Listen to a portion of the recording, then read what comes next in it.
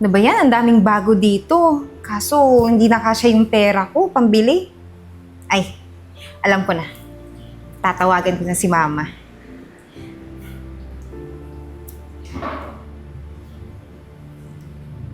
Hello? Hello, Ma. Oh. Ano kasi, pasensya na ha kung nadisturbo kita dyan sa trabaho mo. Kasi yung mga pinadala mong pera para sa bahay, hindi kasi nagkasya pambili ng mga materyales. Super mahal na dito sa Pinas. Oh, di ba naipadala ko na lahat? Yung lahat ng kunenta mo at saka sinabi mo, pinadala ko na lahat. Hindi nga kasya. Sinabi sa'yo mahal na dito sa Pinas. Ba't ayaw mo maniwala? Paano? Bago mo yung binigay sa akin, kunenta mo na. Tapos ngayon, hindi yun ang presyo. Ano ba yun? Kasi pabago-bago din naman yung presyo ng mga hardware dito. Padala mo na lang ako ng pera. 50,000 para maayos na to, matapos na tong bahay natin. 50,000? 150,000 na yung pinadala ko. Diyos ko naman, Eden. Paano gagawin ko nito?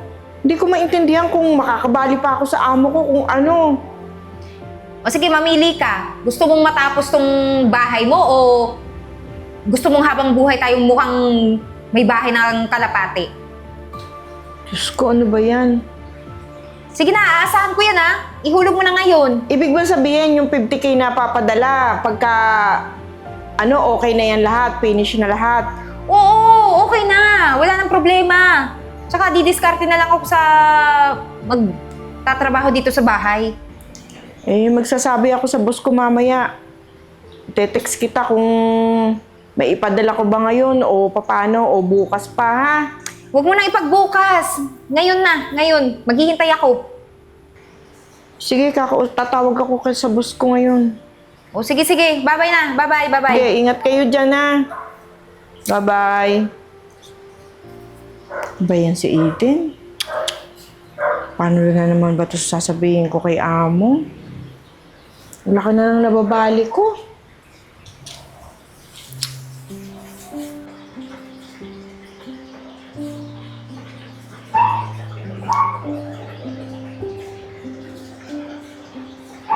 Uy, Mars.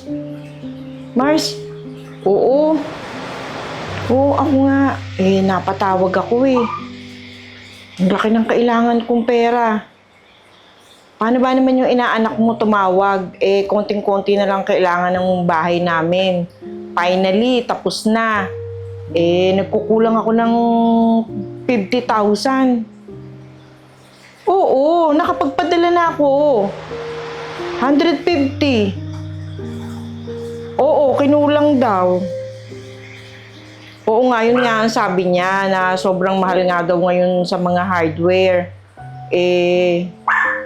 Akin naman, para matapos na lang, babali sana ako kay boss. Hello, babe. Oo naman. Meron na tayong pera. Sus, ako pa. Madiskarte to, no? Tsaka, si Mama paniwalang paniwala. Oo. Hulaan mo magkano? Hindi. 50,000. Oo naman. Tsaka yung gusto mong iPhone na bilhin? Nako, mabibili na natin kahit hulug-hulugan. Ako bahala. Kaso, si boss naman wala. Or baka hindi na ako sinasagot. Overvalue na ba naman ako? Oo nga Basta Mars, babalik ko. Oo, bago ka umuwi. O baka nga magsabay pa tayo umuwi Ay, hindi nila alam. Hindi ko sinasabi. Surprise! Sige na Mars ha, pasensya ka na. Talagang napatakbo ko sa'yo ha. Hindi tayo mabibis to ni Mama. Mas paniwala ka. O siya, sige na. Mag-aayos na ako ngayon ha. Doon tayo sa mall magkikita. Para doon na tayo kumain ng lunch. Oo! O siya, sige. Bye-bye.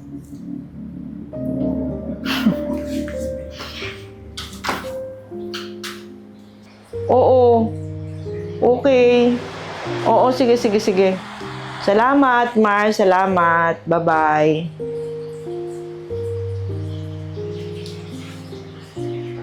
Buti na lang napahiram ako ni Mars. Kanina pa ako tawag-tawag sa'yo. Ano ba kita?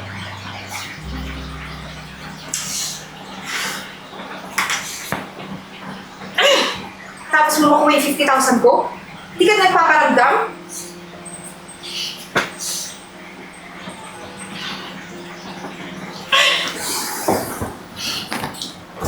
Hello, ma'am. May nagreklamo po kasing isang ano namin. 5 oras na daw po kayo dito. Hindi pa daw po kayo nagbabayad. Sino nagreklamo? Ba't siya nagre-reklamo? Eh, customer ako dito. At saka sino ka ba? Pakialamero ka.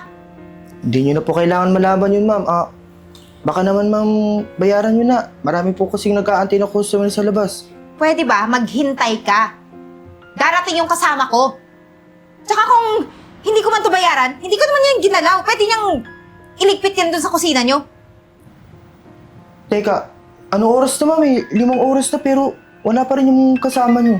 Di na darating yun, ma'am. Tsaka nakikita ko sa'yo, parang mukha ka namang walang pambayad. Ah, ganun? Minamalit mo ako, ha? Pwede ba tumahimik ka? Umalis ka sa harap ko. Naririndi ako sa'yo. Visit na nga ako dito. Alam nyo, ma'am, may solusyon naman po. Kung ayaw nyo magbayad sa 5 oras na sinayang nyo sa amin, dahil dyan sa pagkain na yan, eh magugas na po kayo ng plato.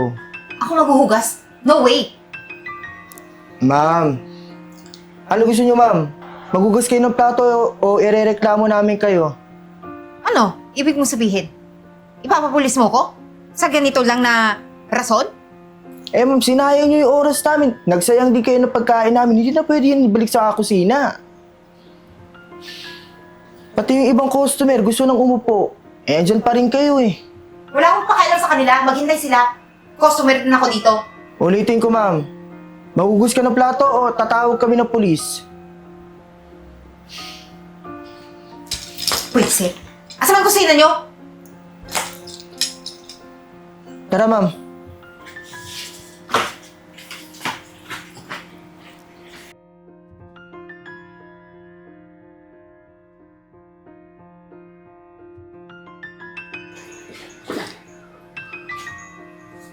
Diyos ko, ano nangyari sa bahay na to?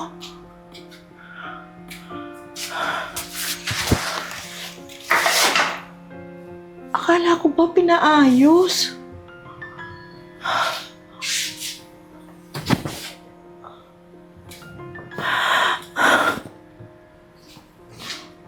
Ano nangyari?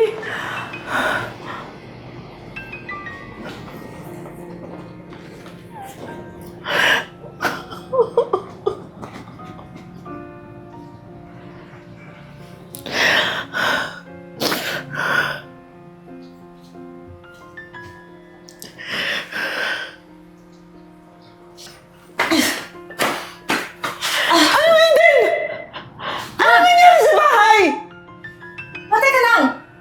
Huwag mo naman ako sigawan. Magpapaliwanag ako.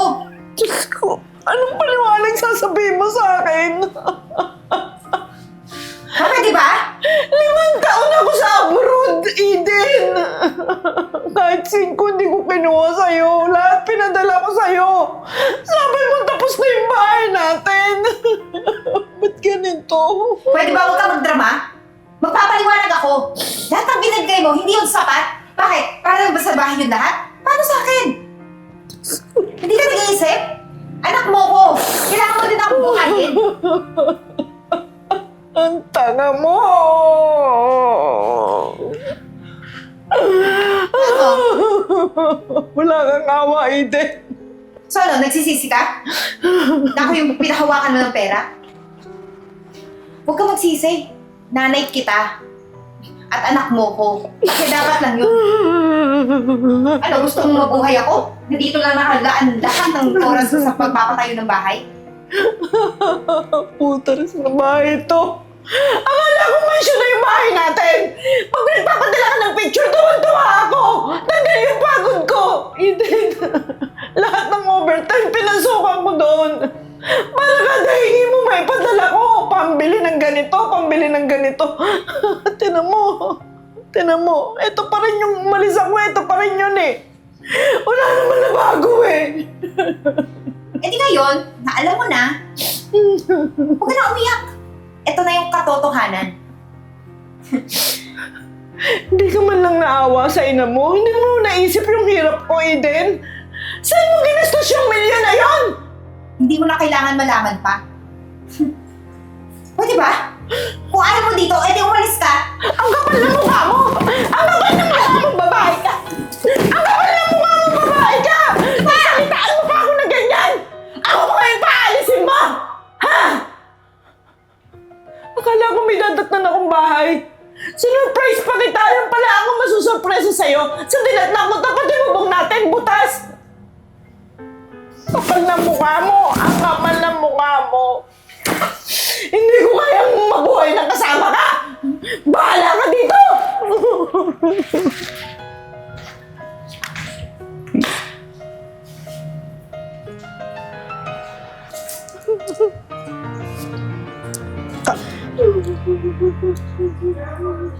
Nani, ikaw ba yan?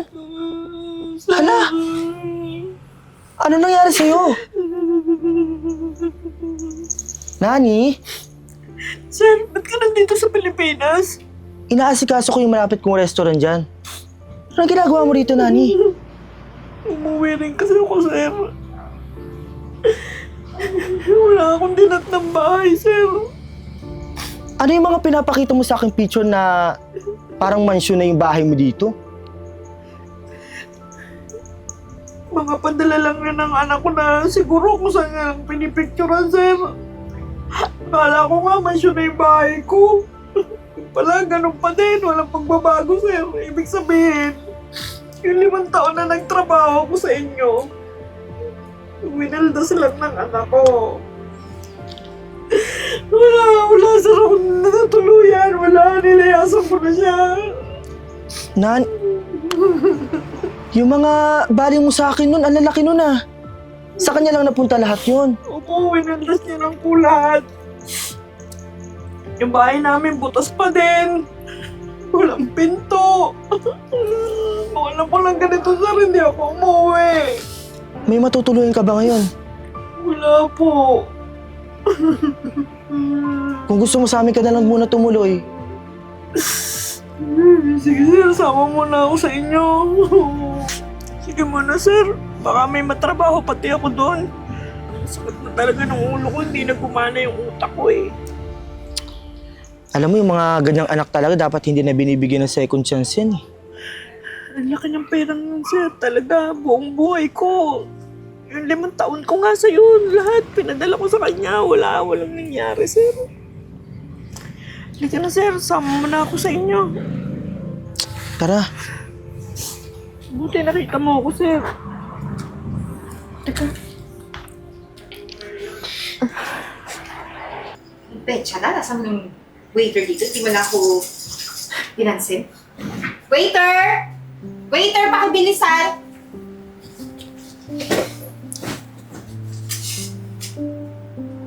Oh! Himala! Akala ko bumalik ka na sa abroad.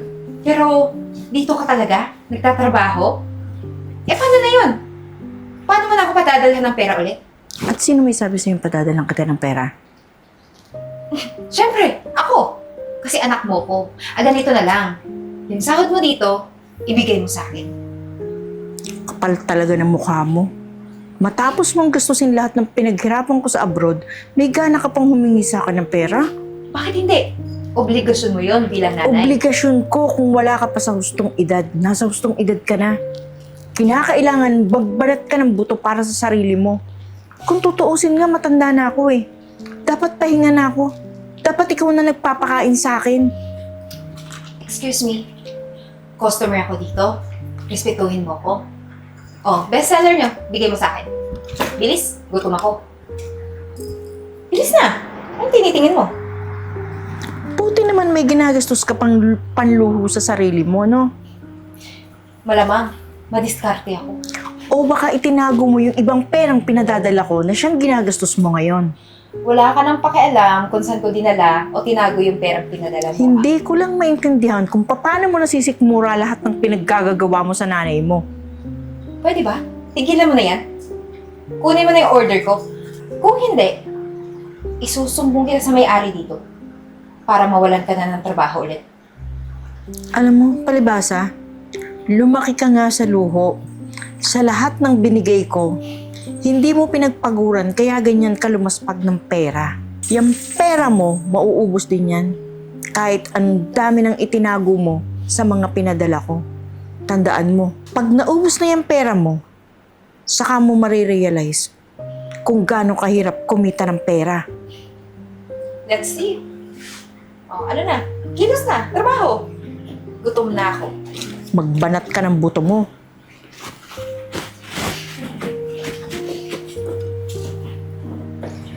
Dahan-dahan lang, mami. Ano ba yan, sir? Ano ba talaga yan?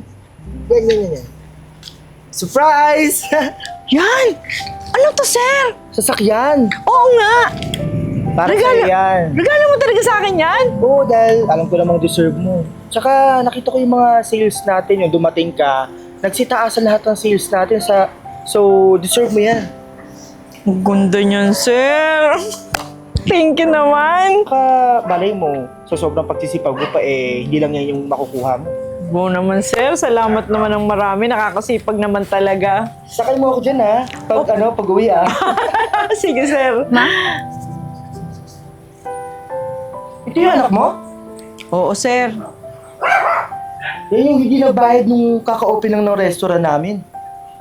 Ewan ko ba, may pagkabalasubas yata talaga yung batang yan. Eh, sir, pinaghugas niyo naman ako eh. Tsaka gusto ko lang po makausap yung mama ko. Bakit? Hingi ka na naman sa akin ng pera.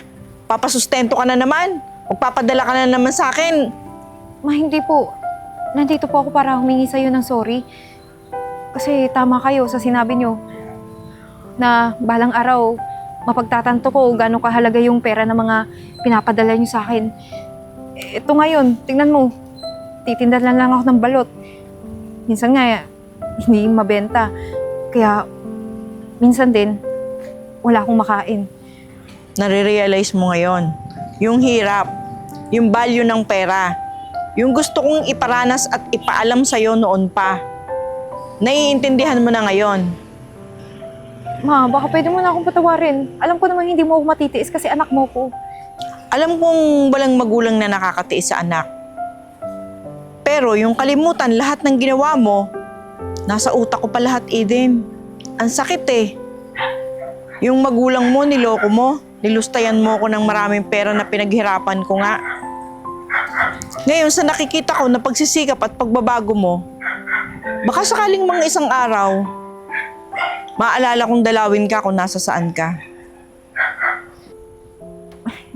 Wala na ba talagang chance kahit ngayon? Kasi hindi ko alam kung talagang mapapatawad mo ko. Baka naman ngayon, pwede. Paano ko naman nalaman kung talagang nagsisi ka sa lahat ng ginawa mong kasalanan, Eden? Eh, ma, hindi pa ba ito sapat? Nakikita mo ngayon? Nagsusorry ako. Taos-puso akong humingi ng tawad sa'yo. Pangako mo sa akin na magbabago ka, Eden, ha? Ipangako mo yan sa akin. Pangako po. Pumunta ka bukas sa resto at ipapasok kita doon bilang waitress. Doon ka magtrabaho. Maraming salamat po. Sir, maraming salamat. Pero, magtatrabaho ka, hindi bilang anak ko doon, ha? Magtatrabaho ka bilang si Eden. Naintindihan mo yung gusto kong sabihin? Opo. Sana tuloy-tuloy na yung pagbabago mo. Sige na, makaubos ka ng balot mo.